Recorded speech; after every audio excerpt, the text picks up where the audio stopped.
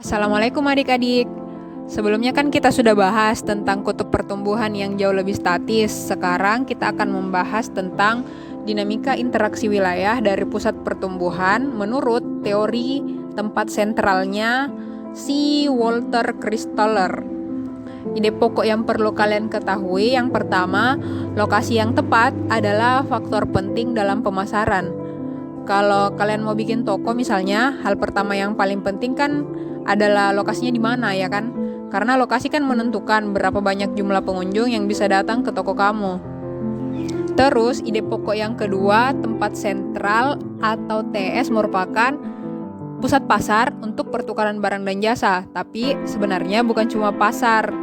Dari teori tempat sentral Christoller ini bisa juga pusat administrasi pemerintahan, karena kan administrasi pemerintahan juga melayani masyarakat, misalkan kayak pembuatan KTP atau pembuatan akta kelahiran dan lain-lain.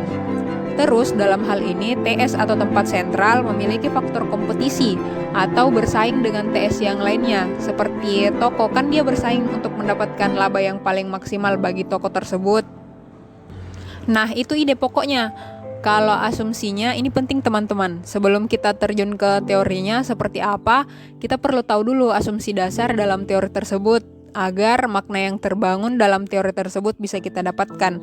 Yang pertama adalah ketika kita membahas tentang pembangunan atau pusat pertumbuhan suatu wilayah, itu tidak ada bentang alam yang menghalangi, misalnya kayak sungai atau gunung. Tidak ada yang menghalangi interaksi antar wilayah. Jadi sebenarnya di sini dia mau bilang kalau ya udah wilayahnya harus rata, lahan dan morfologinya harus sama. Yang kedua, kesuburan lahannya harus sama. Jadi kesempatan untuk menjadi petani atau tidak itu sama karena kesuburannya sudah rata. Terus yang ketiga, distribusi populasi penduduk dan purchasing power-nya merata. Purchasing power itu maksudnya kemampuan kamu untuk membayar barang dan jasa. Kemampuanmu berapa punya uang, itu semuanya harus sama. Terus juga jumlah penduduknya harus rata. Terus juga jaringan transportasinya seragam. Jadi ketika suatu tempat sentral mau dicapai, misalkan itu lewat angkot atau lewat PT-PT, semuanya lewat PT-PT atau semuanya naik kereta misalkan. Pokoknya intinya seragam.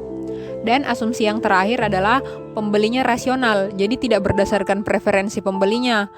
Misalkan kayak dia mau yang jauh karena itu toko favoritnya.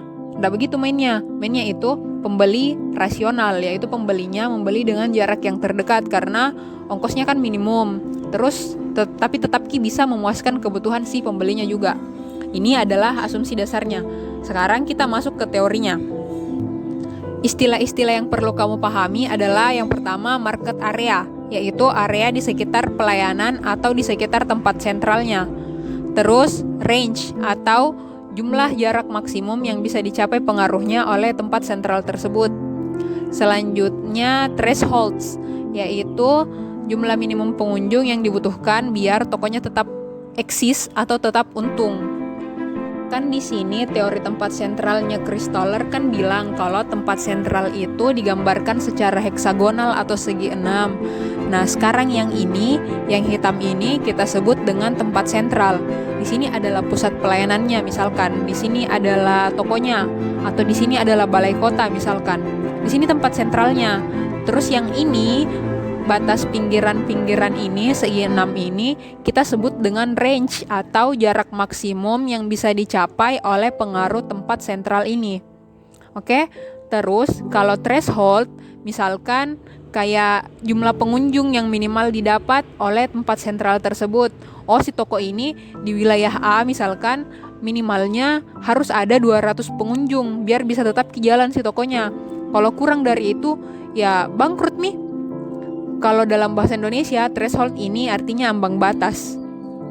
Kalau market area, yang ini market area yang di dalam heksagonal, ini yang disebut market area. Sampai sini paham Makidi? Ini cuma salah satu dari kompleksitas interaksi wilayah yang dipahami oleh Christoller karena dia menggambarkan heksagonal begini. Jadi nantinya mirip kayak sarang lebah. Nah, ini semuanya akan menyatu jadi segi 6, segi 6, segi 6. Tempat sentral ini semuanya saling berinteraksi antara satu sama lain.